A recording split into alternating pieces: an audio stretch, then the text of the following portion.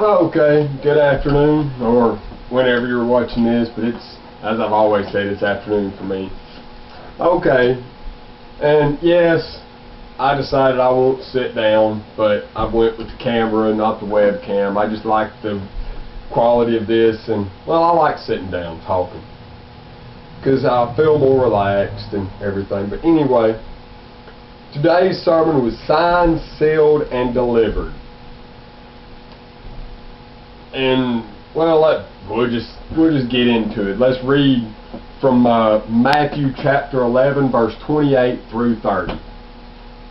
Come to me, all who are weary and heavy laden, and I will give you rest. Take my yoke upon you and learn from me, and I am gentle and humble in your heart, and you will find rest for your soul. For my yoke is easy and my burden is light. Okay, well, that's actually pretty simple. It's just saying, hey, come to me. Well, the first thing that we need to do is admit your need. You know, there's one thing, God help me, but first you've got to admit to God. Tell God what you want.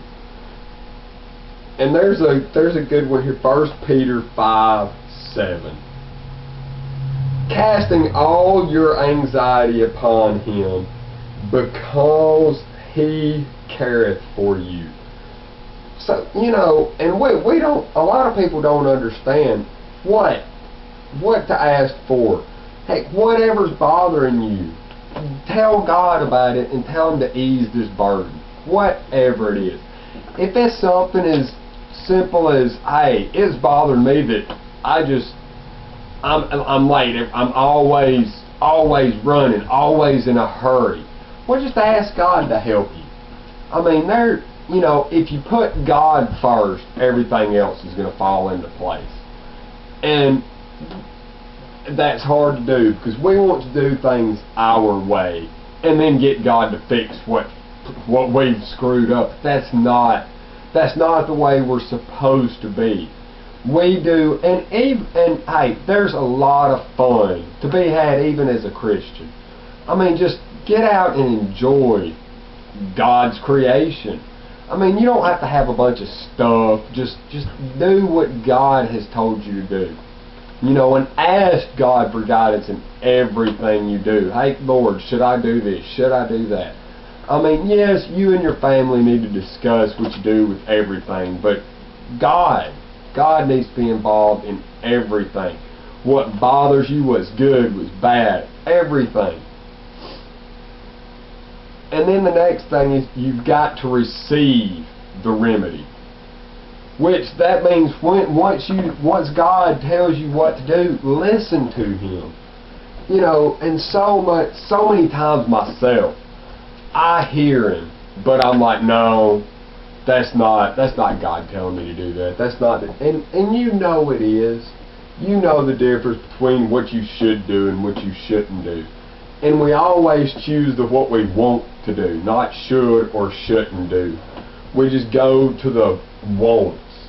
And back to last week, you've got to figure out what's your needs and what's your greeds. I mean, and that's what everything keeps falling back to, is we've got to get over what society is telling us, which is we need more and more and more. First you've got to be content with what you have. All of your burdens, turn them over to God. All of them. Put in, if money is the biggest thing, if money is your biggest problem, get that right. Take care of God first. Quit worrying about your bills. Stop. Don't worry about your bills. They're going to get paid if you give God what he deserves. 10%. No less. And until then, it's not going to work. It's not. I mean, I've been fighting and struggling with it, and every time I just let go of something, it miraculously comes back double that. It's like, yeah, I need this for gas. It's like, hey man, can you come pick me up this week? I'll give you double what you pay in gas. Okay, yeah. And it's always going to work. always, if you do what God tells you to do first. If you do what God wants first, everything else falls into place. But I guess that's all I've got for this week. I mean, today was a really, really good service. I mean, we had baptisms, but the sermon wasn't really long. I learned a whole lot, but you know, you can learn a lot in real little. You know, so I mean, now I'm just rambling on and on and on for no reason. So I guess I'll end this thing wherever we are, and I'll see you next Sunday.